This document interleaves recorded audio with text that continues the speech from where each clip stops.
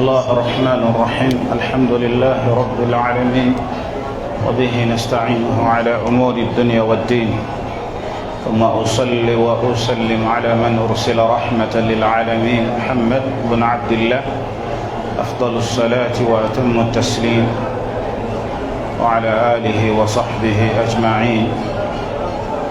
أيها المؤمنون الصادقون، فحياكم الله وبياكم، وجعل الجنة مثوانا ومثواكم، وتقبل منا جميعا صالح الأعمال، إنه ولي ذلك والقادر عليه. أحبتي في الله، السلام عليكم ورحمة الله وبركاته. سعد الله أوقاتكم بكل خير، وفق الله الجميع لما يحبه ويرضاه. ثم وزع الله سبحانه وتعالى أشات لسيوم بلم أناس تحيا وآخرون يرحلون. أبشاري وبلم ويبالي نابتلونتك وكسرنجتا إلى دار البرزخي nabo webali bwetubeeranga Allah kyatulesemu abo abalamu. falahu alhamdu kullu, tumwebaze Allah subhanahu wa ta'ala. tugezeeko okulongoosa n'okwongera ku bye tulina n'okukendeeza ku ebyo ebitazitoya miizaani zaffe mu maaso ga Allah, ebyengera bidda ku mbaka Muhammadin sallallahu alayhi wa alihi wa sallam, musomesa wa umma. nekubiriza nammwe okutya Allah nga bulijjo. biikhtisaarin tumalirize ebigambo bya Ibrahim ibn Adham rahimahullahu ta'ala. tuzze tutambula walillahi alhamdu wal minna okuva gye twabitandikirako. لما التقى بأهل البصرة، بواسسين كان abantu ببصرة نبموز ما بالنا ندعو الله فلا يستجاب لنا، واشتبع الله تمويقا تمسابنا يتتوانكلا نبغamba قد ماتت قلوبكم بعشرة أشياء. emitima gyammwe gyafa ensonga 10 zaali emitima gyammwe wakati mu kubeera nga gyayingiramu ensonga 10. musaba Allah subhanahu wa ta'ala n'atabaanukula. ensonga esooka gye twasookerako yabagamba nti araftum allaha falam tuaddu haqqa. Allah mumumanyi naye temutuukiriza byabavunaana Allah tabaraka wa ta'ala. ensonga ey'okubiri wa qara'tum alqur'ana falam ta'malu bih. qur'ani mugisoma naye temugikolerako. ekyokusatu n'abagamba wadda'aytum hubba arrasuli wa taraktum sunnatahu. mugamba nti mwagala omubaka alayhi salatu wassalam naye ate enkola ze temuzitambulirako, temuli mu buufu obw'omubaka alayhi salatu wassalam. ekyokuna n'abagamba wadda'aytum adawata shaitan wa ata'tumuh. mwagamba nti shaitaani mwagikoowa naye ate mugigondera ku byebakowoola. bwetega ebitimba byayo mubigwamu. idda'aytum adawata shaitan, mugamba mwagikyawa naye ate mugigondera. ekyokutaano n'abagamba wadda'aytum dukhula aljanna walam ta'malu laha. mugamba nti mwagala okuyingira ejjana ya Allah tabaraka wa ta'ala naye ate asbaab, amakubo agandi batuusiza mu jjana ya Allah temugakwata, temugagoberera. tarju najata walam tasluku masalikaha. inna safinata la tajri ala alyabas. oyagala kuwona naye ate tekutte makubo. gamba inna safinata la tajri ala alyabas. eryato teritambulira ku lukalu. lirina okubeeraka amazzi kwe litambulira. Buli wogamba nti oyagala jjana ya Allah labudda bil asbab wal amal, okwata amakubo n'okola ebyo Allah kwanasinzira okuwa ejjana. wadda'aytum annajata min annar wa ramaytum fiha anfusakum, mugamba nti mwagala Allah bataasa omuliro, temwagala mubeeremu abo Allah bagenda okwokya.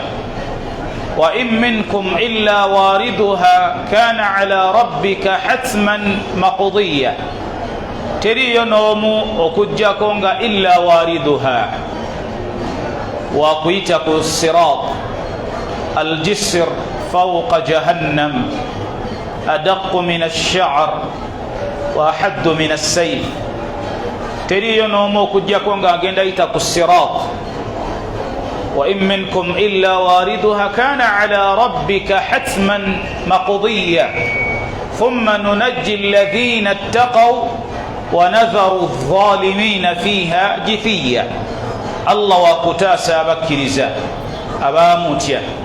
Abatamutya tekigenda kubeera kyangu gye bali okuyita ku sirat, kubanga sirat eri waggulu, wansi waayo waliyo jahannam. wa fi jahannam wa fi nnar qalalid wassalasil, mu jahannam mulimu qalalid, ennimi oba enjegere ezisika abantu okuva ku sirat. kati tebigenda kubeera byangu. bw'oba oyagala okuwona omuliro gwa Allah subhanahu wa ta'ala agukutaase, labud awalan addua, okusaba Allah agukutaase. ta'awwadu min annar, weewogoma eri Allah agukutaase. tebagamba nti da'aytum najata min annar wa ramaytum fiha anfusakum, mugamba nti omuliro gwa Allah mugutya nga Allah bwe yagamba fattaqu nnara allati waquduha annaasu ya ayuha alladhina amanu qu anfusakum wa ahlikum madha wa ahlikum nara. Naam, ensonga endala n'abagamba nti yabagamba ensonga endala nti wa alimtum aw araftum anna almauta haqqun wa lam tasta'iddu la, mukimanyidde ddala nti okufa kwa mpaka kwa ddala, naye ate temweteekateeka. ebyeyoleka kuffe biraga nti tewali kweteekerateekera kufa. bwe tubeera nga tukakasa nti okufa almautu haqqun labudda bil istidad, nga Ali bwe yagamba nti okutya Allah okutuufu huwa alamalu bitanzil, okwera kwebyo Allah bye yassa. huwa alkhawfu min aljalil, otya Allah. walamalu bitanzil, n'okolera ku byonna Allah bye yassa. walqanaatu bilqalil, n'omatira n'obeera n'emmizi ku kitono ky'ofunye. walistidaadu liyawmi rrahil, walistidaadu liyawmi rrahil, neweteekerateekera olunaku lw'ogenda ositula amakulu, neweteekerateekera okufa. limithli lmaut, okufa nga bwe kufaanagana, omuddu ateekeddwa okweteekerateekera, kubanga la mahala teri yagenda kusimattuka. qul inna almauta alladhi tafirruuna minhu fa innahu madha mulaqikum, bagambe Muhammad okufa kwe badduka kugenda basisinkana, kugenda basisinkana wonna we bali. aynama takunu yudrikum almaut walau kuntum fi burujin mushayyada, yonna gy'oli kukuwanulayo, naye kutya kugenda kujjayo, kutya abaffe kugenda kujjayo ng'olimu abo nga idha jaaka malaku lmaut wenaabezze gy'oli biqabdi ruhak, ngezze okutwala omwoyo go, ogenda kubeeramu abo begenda okubeera nga Allah subhanahu wa ta'ala agitumye omwoyo gw'omuddu egukwate egumusobolemu mu bukakkamu mu kwegendereza nga olaba oluviiri bwe lugwa mu kawunga bwoba olusikayo okozesa maanyi mangi oba oli mubali Allah bwe yagamba wannazi'ati gharqa Allah alayira bamalayika abakulembeddwa malakul maut nga bazze okukima omwoyo gw'omuddo omwononefu almushriku alfajir alfasiq wannazi'ati gharqa nga bagisikambulayo wannashitati nashta nga bagisikambulayo yonna gye gubeera gwekukumye bagusikambulayo teguyinza kugaanira yo. Allah bwe yali alambika embeera eyo mu suratu Muhammad Allah yagamba walau tara idh yatawaffa alladhina kafaru yadribuna wujuhahum wa adbarahum, singa twali tusobola okulaba mu kaseera ako abakaafu abajeemera Allah tabaraka wa taala ng'emyoyo gyabwe bagikukunulayo yadribuna wujuhahum wa adbarahum, bamalaika babayisaako embooko ku byenyi byabwe ne ku migongo nga n'omwoyo bagujjayo nga n'embooko we zibayitako. mu suratul Maida Allah yakkatiriza embeera eyo ku baddu abatabitereeza abalowooza nti okufa si kwa ddala, nga bamugamba akaseera ako nti laqad kunta fi ghaflatin min hadha fakashafna anka ghita'ak fabasaruka alyawma hadid. bamugamba wali naam mu suratu al-Maida nga omwoyo bagujjayo tebibeera byangu, wallahi tebibeera byangu. bal suratul an'am si suratul Maida ng'otandikidde ku peegi egamba wama qadaru llaha haqqa qadri, naam otambulodde wansi waman adlam mimman iftara ala llahi kadhiban, ani asinga obulyazamanya nga ayogeza Allah byatayogera. au qala uhiya ilayhi, oba agamba nti alina obubaka obumukkako walam yuha ilayhi shay waman qala saunzilu mithla ma anzala Allah walau tara idh almujrimuna باسطوا أيديهم ولو ترى إذ المجرمون باسطوا أيديهم أخرجوا أنفسهم اليوم. bamalayika babagamba mwejjeemu mmwe kennyini emyoyo gyammwe, akhriju anfusakum, mukukunuleyo emyoyo gyammwe. ekyo kisoboka ku Allah subhanahu wa ta'ala nga bakukaka ng'omuddu. baulama bwe bagamba nti fa amma man utiya kitabahu waraa dhahari, waliwo abantu abagenda okukwasibwa fayiro zaabwe nga bazikwatira mabega ate nga tebagenda kuyisa eno mikono mabega. munfasemu bagamba bagenda kwekuba mu kifuba kyabwe bakyase emikono giyite mu kifuba nga balina okweyabuluzaamu bayiseemu emikono fayiro bazikukunuleyo eno. katoli ayinza okugamba kisoboka kiki omukono guno nga guyiseeyo ne gufulumira eno? kati nkuwa ekyokulabirako. bw'abanga Allah yagamba omuntu agenda mumutambuliza ku kyenyi kye, kati kubamu akafaananyi ng'amagulu ge gatambula. eyakuwa obusobozi Allah akutambuliza ku bigere kinene nnyo kutambuliza ku kyenyi, ng'ebigere bye biri waggulu kinene ku Allah.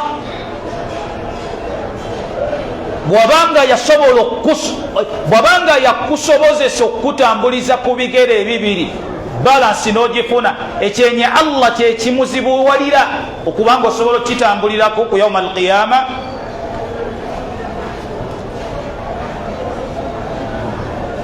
bagenda kubitambulirako. Qur'ani yetugamba yawma yuhsharuna fi nnari ala wujuhihim يوم يسحبون، نعم يوم يسحبون في النار على وجوههم ذوقوا مس سقر. bagenda kuwawulibwa ku byenyi byabwe nga kwe batambulira nga boolekera mu jahannam nga gye mumanyi hadithi ey'abasatu bagenda bawalulira ku biki omwali seeka omwali eyakwata kulani omwali fayita omwali neyawaayo bagenda muwalulira ku kyenyi si ku magulu ku kyenyi nga kyebasika amagulu gali lidda watobuuza ekyenyi wansi amagulu waggulu tugamba nti okufa kwa ddala okukola kuliwa okubanga okufa kwa ddala emirimu giriwa egikakasa nti ddala tugenda kufa bimekamu ebyo Allah byakuleetedde ebiraga nti kyangu nnyo Allah okujjawo lahda mu lutemi alwaliiso si kinene bwe Allah tabaraka wa taala naakulekawo kambawo ekyokulabirako waliwo omukyala bamuyita Sumayya abadde asomera wali ku Masjid Mandela ku Masjid Mandela wali mu kikuubo bamuziika olwokutaano oluwedde lwamukaaga bamuzika lwamukaaga enkoowe maama wange awangalira maya asomera olwokuna yali atudde naye wallahi nga batudde naye abakulokuna mu darusi ne bawukana bulungi alhamdulillah bagenda okunkubira olwomukaaga waliwo omusiraamu waawo muwalimu nankubira nga maze okukuba ku simu ya maama teriiko nangamba akubira maama wo mugambe munne gwe yabadde atudde naye olwokuna bagenda munaaliza nakasero bamutwala nkoowe baada dhuhur era mama olwamukubira ngamba leka tosaaga musiraamu omusiraamu nabadde naye nemugamba omusiraamu bagenda musaalira nakasero Sumayya Mikumbi Allah musasire abadde asomerawo tinaama alhamdulillah ekyo kyebamujulirako kyebadde bamumanyiko nti asoma buli lwakunajja nasoma ku bashekhe abasomesawo bashekhe Hussein Amir Sheikh Yahya khalas byawedde bwe buwangazi bwobadde naye gwe Allah akulekawo nakujja kwono nakujja gwobadde naye saawa eyo nagamba afudde si kinene ku Allah kugwe gwalabanga ekinene era kiyinza okweraliikirizamu naye ekiraga obukakanyavu bw'emitima gyaffe olunaku lugenda okuwunzika ngozze ku nnomo abiwe ebambi Allah musasi ngozzeeyo ku nnomo kubanga otamwiza gaana genda mu maaso olw'okuba afudde la naye omutawana yekubeera ntwerabira eki nti oli agenze kizitowa nnyo kugwo kiteeka mu bwongo bwe n'ogamba nti yenze kennyini oyo yenze oyo ng'oyo bwagenze nange enkya bwe bagenda okugamba agenze notakiwa budde kiteekamu mu bwongo obwo n'olabanga ekya bulijjo bali kye baali batusinga ensonga endala kye yabawa yabagamba nga twongera ku nsonga ezo zetwakomako barakallahu fikum yabagamba nti taraktum uyubakum wanshaghaltum biuyubi annas taraktum uyubakum wanshaghaltum biuyubi nnas mwaleka obumogo bwammwe ne mufaayo nnyo ku bw'abalala taraktum uyubakum wanshaghaltum biuyubi nnas mwaleka obumogo bwammwe ne mufaayo nnyo ku bw'abalala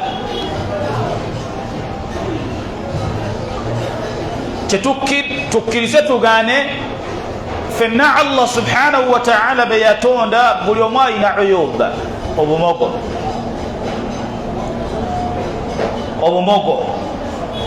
makulu ina awali obukendeefu kubanga fa anta bashar oli mutonde tuli wamu ekyo bw'omala okitegeera barakallahu fikum omutawaana we guli ku nsonga eno kwe kubanga ofaayo nnyo okumanya fulani lwaki akoze ekyo fulani lwaki akoze ekyo fulani lwaki akoze ekyo kubanga ekyo mbaka alayhi salatu wassalaamu yakigaana na mbaka yatugaana tatabbu'u al-awrat okufatafata obumogo bw'omuntu okufatafata obumogo bwaki amakulu omuntu ng'omulinnya buli kagero omanye ki kyakoze ekyo obusiraamu bukigaana era omubaka alayhi salatu wassalaamu yalaga waman tatabba'a awrata akhihi yufdihuhu llahu fi baitihi aw kama qala sallallahu alayhi wasallam omuntu afeeyo nnyo okumanya fulani nsobi ki gyakoze Allah subhanahu wa ta'ala naye amala namukolaki namwanika kubanga oyagala nnyo okumanya fulani lwaki akoze ensobi kati tubyawule waliwo kye bayita okufata obumogo nobeerawo ne kye bayita okwogera ku nsobi byanjawulo kyova olaba bamu babigatta byanjawulo okufata obumogo bw'omuntu kwe kubanga ofaayo ennyo fulani ki kyakoze oyagala nnyo okumanya ebimukwatako nga ye hatta n'ebyobuntu eyo obusiraamu tebugaana amma waliwo omuntu asobola okukola ensobi wamaa dhalik nagikola mu lujjudde nagikola muki mu lujjudde kati miizaani ku muntu afaanaganako bwatyo emu ku bbiri ensobi kasita abeera ng'agikoze mubitegere bulungi akoze ensobi ekimu ku bibiri imma ye okutereeza ensobi eyo imma ye okutereeza ki ensobi eyo bw'abeera nga tavuddeeyo kutereeza nsobi eyo ebeera eyina otutereezebwa kubanga ebeera munkar tujjukire ebikolo mu ddiini bigamba nti al amru bilmarufi wannahyi ani lmunkar kubanga bwogamba nti bwe tugamba nti tujjewo ekikolo kya annahyu ani lmunkar nga tukizingidde mugamba nti nno lwaki oyogera kamogo ka gundi eyo nsobi tubeera tuyina ekikolo kye tujjewo mu ddiini Allah kye yatuwa okwogera ku munkar tekitegeeza kutatabbaa awra kyova olaba imaamu annawawiya rahimahullah abu yahya zakariya addamashqi yagamba nti alqadhu laysa bighibatin illa fi sittatin kuno tekuyitibwa kugeya nakugobera bumogo ku bantu mukaaga tekiyitibwa kugeya nakubikkula bumogo yagamba asooka mutadhallimin omuntu amanyikiddwako obulyazaamaanya ng'amanyikiddwako obulyazaamaanya ali amanyiza abantu mathalan ajja kwona ensimbi najja kwolya ensimbi najja kwolya ensimbi najja kwolya ensimbi oyo ayogerebwako limaadha okuuma mujitamaa kubanga Allah takkiriza dhulm inni haramtu dhulma ala nafsi waja'altuhu bainakum muharraman fala tadhalamu Allah wabanga yeke nyini ye yafuula obulyazamanya nga buli haram bimaana Allah si mulyazamanya Allah obulyazamanya nabufuula nga buli haramu wakati w'abaddu kabeere mukaafu takolebwako obulyazamanya kati wabeera nga musiraamu amanyikiddwako obulyazamanya yubayyan wa yunaqqad ayogerebwako n'ategeezebwa abantu nti fulani si mulungi lwaki okuuma abantu balema okukosebwa asooka ye mutadhallim omulyazaamaanyi amanyikiddwako obulyazaamaanyi owokubiri wa mujhirun bifisq ayolesa obwononefu ayolesa obuki obwononefu okumwogerako tekuba kumubikkula omuntu amanyikiddwako obwononefu ayinza okubanga muvubuka agenda abojjerera abaana babandi n'abafunisa embuto wahakadha ng'obwononefu obwo bwamanyikiddwako obanga amanyikiddwako okubanga munyaguluzi muntu alimu engalo empanvu wa mujhirun bifisq ng'obwononefu bwe bwa lwatu si bweri tebukyali mu bisenge oba ng'omuntu amanyikiddwako okubeera nti obwononefu bwe muntu embaga zakola zibeerako endongo ate alwanirira n'endongo. Tebugana obusiramu kuyimba bw'otuukako ne mukyala waawo nga tugire mu kiggale. Wa mujhirun fisq ng'obwononefu ab'oyo aboolesa tabukweka. Kati oyo okumwogerako tekubeera kutatabbaa gundi, tekubeera kumwanika, wabula kutaasya. Imamu Nawawi bayogera balaga omukaaga bakkirizibwa, era ekyo tekibeera kugeya mu ddiini yaffe. Owokusatu wa muarrif omuntu amanyikiddwako ekitendo nga toyina bwogenda kunnyonnyola abantu okuggyako ng'ekyo okimunnyonnyola okitegeezezza abantu. Otegeeza oli aji kamada atema ennyama nga kyamanyikiddwako, ekyo tekuba kugeya. Ye taarifu ye munnyonnyola emugjayo nga bona weesirikire mutegedde bambi omusajja oyo gubadde ogamba ako tekuba kugeya. Oba mathalan omuddu nga haqiqatan mulema nga bona batoleese taarufu eyo kugimuteekako tebagenda mutegeera. Katoko tekuba kugeya, wabula kubeera kumanyisa muntu. Oba mathalan omuntu bamumanyikiddwako obukambwe, ng'ekyo kyolina okubanga yani tuarrif, kyonnyonnyola abantu. Kyonnyonnyola ki? Owokuna wa sahibu bid'a, wasahib omuntu amanyikiddwako ki? Amanyikiddwako obuzuuzi nga akoowola abantu ku bid'a. Ate nga tukimanyi obunene bw'okuzuula mu ddiini. Omuntu azuula mu ddiini ow'ekitiibwa Allah tabaraka wa ta'ala aba aleeseemu amateeka gaalaba nti nago gasaana okuba mu ddiini, n'ajweteka ku Allah ebitaliimu. Omwokuna owokutaano, naam, ahsant. Owokutaano wa mustaftin yoyo yenna gojjosanga nga baulama baffe bamuyisaako fatwa, si wa mufti, wa mustaftin ayisiddwako yooli.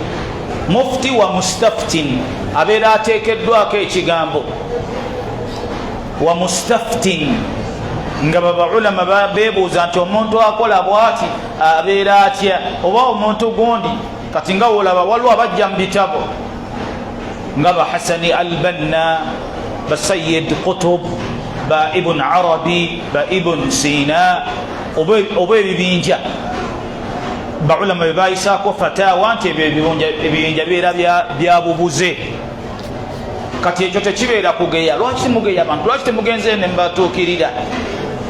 Wa mustaftin, naam, nga ayisiddwako fatwa imma okubanga la yukhadha anhu oba wa hakadha, tajibwako mu mbeera efaanaganako bwekyo. Oyo tekubeera kugeya, kubanga kubeera kutaasa mu kitamaa. N'asembayo waman talaba al-i'anata fi izalati al-munkar, waman talaba al-i'ana fi izalati al-munkar au fi izalati munkar, n'omuntu abeera nga ayagala kuyambibwako mu ngeri ya kugjawo al-munkar, okugjawo ekikyamu.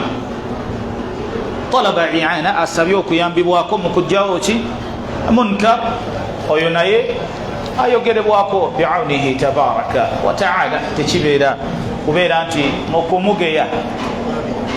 Naam, man talaba i'anata fi izalati munkar, nga mathalan kiyinza kujja mu mbeera ya sual, mathalan kiyinza kujja mu mbeera ya sual talaba i'ana fi izalati munkar, nti oli naabuuza ekibuuzo nti waliwo omuddu akola bwati ne bwati, ayinza okuba nga takirese bisaraha au takoze tasrih, naabuuza nti waliwo omuntu akola bwati ne bwati, abafa omuntu oyo hukumu ye eryetya? Asomesa, ajeregerera, avoola sunna, alumbagana ayati z'owekitiibwa Allah, azituga wa hakadha. Kati okujjawo munkar gundi nga mu mbeera yakujjawo munkar nekibeera nga kyanukula, babeera tebamugeyeza, babeera tebakoze batya, tebamugeyeza, gamba nga febetera okubiteeka ku daraja etali ntuufu. Kati tubyawule kyebayita tatabbu'u al-uyub, okugoberera obumogo n'okwogera ku munkar byanjawulo. Ekyo tatabbu'u al-awrat, omuntu asobola okuba nga alina obukendeevu bweyo gyali, naye ono ng'afaayo nnyo okumanya gundi akoze eki. Bw'ategeera nti oba bw'abeera alina kyamuwuliddeko n'akireeta n'amubikkula, ng'oli bw'ayinza okuba nga oli agamba oyo tazaala na kuzaala, oyo tazaala na kuzaala, bamuyambako buyambi. Ako kamogo oyingidde mu shakhsiyati z'omuntu, ako kamogo ka fulani, oyo yawasa n'omukyala n'amuleka mu nju, kakati kati ezo uyubu za muntu zoba oyingiddemu. Naye zino akhta ezibeera mu ddiini, ezo tezibeera uyubu. Omuntu singa abeera nga akoze ensobi mu lujjudde, baulamu bagamba ateekeddwa kubanga nti akola tawuba mu lujjudde. Amakulu yenereza Allah n'akola tawuba mu lujjudde, eno ensobi n'agijjawo. Kubanga lwaki? Ate bw'abeera nga muntu agibwako nga Imaamu Umar oba Umar bin al-Khattab yagamba nti akhwafu ma akhafu alaykum zallatul alim, teriyo kyensinga kutya nga kuseera kwani. Kubanga omumanyi bwakola ensonga yonna abantu balowooza kyakoze nkiki kituufu, kubanga gwe batunuulira, gwe bajjako. Abantu batono nnyo abeerabira nti naye mutonde, kyakoze siki, si bujulizi, si bubaka. Kati okubanga nti nno omumanyi ono ekibeera kimuvunaanyizibwako nti okuseerera kwe n'akola ensobi naddala mu lujjudde nga tagikoleddeeyo wabbali, awalan kwe kubeera nti izalatul munkar, kugijjawo. Bw'abeera nga tagijjeewo, aganye okugijjawo, buvunaanyizibwa bw'abalala. Kubanga والمؤمنون والمؤمنات بعضهم أولياء بعض يأمرون بالمعروف وتواصوا بالحق وتواصوا بالصبر. Kulamirigana kulongoosa nga basahaba ebalinga namulaba munne nga kyaliko kikyambu, amusanga namugamba ittaqillah, tya Allah okola otyo kireke. Kati bwekyo nga bwe nabagamba ba Abubakar ba Umaru baani nabo bagamba mba mundabye nga ndi ku bukyamu, mukole mutya, muterezi. Yeyo manhaji bi'aunihi tabaraka wa ta'ala. Nga tumaliriza biidhnillah, tugende. Yagamba nti wa dafantumul amwata wa lam ta'tabiru, wa dafantumul amwata wa lam ta'tabiru, muziisa abantu naye temufunyeemu byakuyiga. Waliwo okumwajjukira bukyangawo Allah muwangazaawo beyakaziika. Naam, bukya oyinza okwesanga nga bewakaziika basinga emyaka gy'oyina, siwagule nga bewakaziika basinga emyaka gy'okola otya gy'oyina. Amakulu obungi bwabo bewakaziika ng'owerekerako ojulire. Mu abo abakkiriza Allah n'abatakkiriza, kujjamu okyo kubanga oziika n'okomawo. noddayo noziika nokomawo ojjamu ki? lwaki omubaka yagamba abakyala nahaitukum an ziyarati alqubur fala tazuruha, baganye okuddayo okulambula qubur. naye hadith tugitunulira ku mbeera nti mafhumu yayo abakyala bakkirizibwa ogenda ku qubur bwe babeera nga baliwo kati waliwo ikhtilaat, agendeyo kubanga omubaka alayhi salatu wassalam hadith endala alaga obulungi obuli mu kulambula entaana nti omuddo buli watunuulira Abu Allah bye yajjula kimuwa okubeera nti yeekuba mu kifuba. ensonga lwaki bw'ogenda mu maqbara ogamba assalaamu alaikum ahla ddiyar min almuminina wal ish inna insha allahu bikum madha, naffe nkya kaseera nga Allah atuusiza tugenda kubeera wano. Sheikh wange Hassan Kaluma Allah mukuma ina ta'bir gyakozesa egamba nti okwabikane Hassan Kaluma oyabikana mulambo. Hassan Kaluma nze bw'ogamba nti oyabikana yange ku nsonga nze ndi mayiti siriiwo, yabikane byenkuwadde nze Hassani siina kyenkola ntya. ekyo nno Allah okiwa omuntu n'okimanya nti leero oli enkya toliiwo, wallahi ni'ma, wallahi ni'ma. lwaki kubambaka yakitugamba nti akthiru min dhikri hadimi ladhat, mwikirize nnyo okujjukira akaseera kemugenda okubeera nga temukyaliwo. buli woteekayo gw'otaddeyo ojjamu ki? dafantum al-amwata walam ta'tabiru, tuziika abantu naye tetujjamu kyakuyiga. tuziikamu abo ababadde balina edduniya nga bagiina mikono gyabwe nga Allah yagibateera, nga wagamba ekyemisana njagala kiriirako Dubai wekibeera, wallahi njagala kiriirako Dubai nga ennyonyi yatuuse dde Dubai.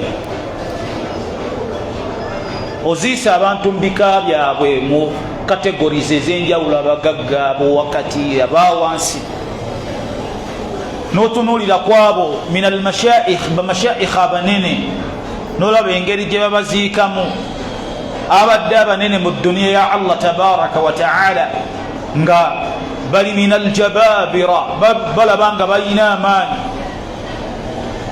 naye ne bakulaga engenda gyagenzeemu ne bamutadde, nga tokkiriza nti yabadde asula mu castles mu mbiri z'abadde ayina nga zonna azirese mabega, agenze yekka.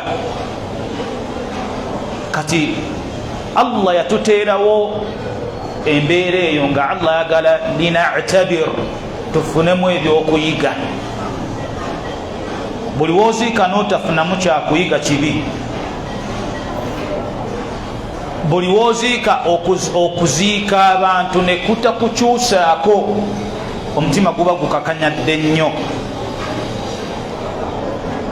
guba koze kutya, gukakanyadde nnyo. obuzibu twafuna kyova olaba olwaleero osanga omuntu ng'asomesa kufa ng'aseka, asomesa kufa ng'aseka. okufa kwasomesako mbaka kwe yasomesangako nga kugamba nga kugamba lisanu halihi yuaridu lisanu maqalah,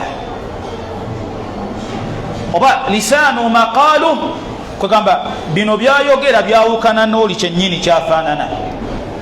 kyova yo mbaka alayhi salatu wassalam byeyayogeranga yayagalanga ne bana abantu bebateeke ku bunkenke, nga naye yennyini bamutunuuliranga ali ku bunkenke. gwe tolaba omubaka buli weyayogeranga ku bid'a, Ibn Abbas agamba ihmarrat ayna, amaaso gamyukanga, wa ala sawtu, eddoboozi ne libeera waggulu, kaannahu mundhuru jaish, ng'alinga aduumira amaje. bwebagamba nange kino kika. naye osanga omuntu nga byayogera wallahi ne mawduu gyaliko eri khilaafu nekifaananyi kyaliko, ayogera kufa aseka, ayogera ku muliro gwa Allah, banaye omuliro gwa Allah gwoti. kakati ono agenda tegeera atya nti omuliro gwa Allah mukambwe agutye ng'omubaka bwe kyova olaba bawona batuuka n'okugamba nti omuntu yenna okujja ku kituuti ateekeddwa okubanga khutuba ebeera yanjawulo nga bino bye tulimu wano essaawa zino. tubolaba nti khutuba z'omubaka zaali zanjawulo ku nsomesa. ebeera doozi ya wiiki, tebeeramu kuweeweeta, ebeera yakulinnyisa imaani, ebeera doozi erinnyisa imaani enaakutuusa kweri wiiki. so si kuddayo nange nga we mulaba bantu bawulira ne beebaka ne bazuukuka ne baddawo. era abamu baulama batukogamba abo temubaleeta ku bituuti babanga basoma khutuba, mubaleke mu duruusi eri endala, kubanga eno doozi eya wiiki ebeera kuzuukusa imaani z'abaddu bakimanye nti ebya Allah gyebiri bya ddala. kati buli wetuziika Allah tubanja kujjamu byakuyiga. ekisembayo yabagamba nti wa akaltum ni'mata Allahi wa lam tashkuruhu alaiha, bingi byemulya mwebyo Allah byabagabirira naye ate temwebaza. naam, bingi byemulya mwebyo Allah byabagabirira naye bimeka byetwebaza? bimeka mwebyo Allah byatugabiridde mu bugabirizi bwe nga tetubyebaza? ani yali azzeekaawo neyeebaza ekyengero ekyamaaso, amagulu nga Allah okyagalina ngaotambulira ku booda noyitako kuba oyiseeko nga amagulu gakutuse? okitegedde? gwe nokwata omwaka ogwokubiri, mwebukamba bagamba ensonga eno, bwoba walabye omuntu booda gwekubye jambo oyinza okukatya okaddako ka booda, ng'olabira ddala naawe okugulu tokusigaza. nze booda yali enkubyeko ngimanyi, naye ate wadde kale eba yakubyeko toyinza gaana girinnya, kubanga bwe butambula obutwanguya, naye era obeera ku bunkenke ng'olaba waliwo ayinza okuvuga nga butuufu akuleetedde okukola adhikaari z'obadde tolina kukola nga bunkenke. ateekawo waateeka mugamba banaye omusiraamu kiki wawaatadde nga gamba aji nkuwulira nywera tofaayo.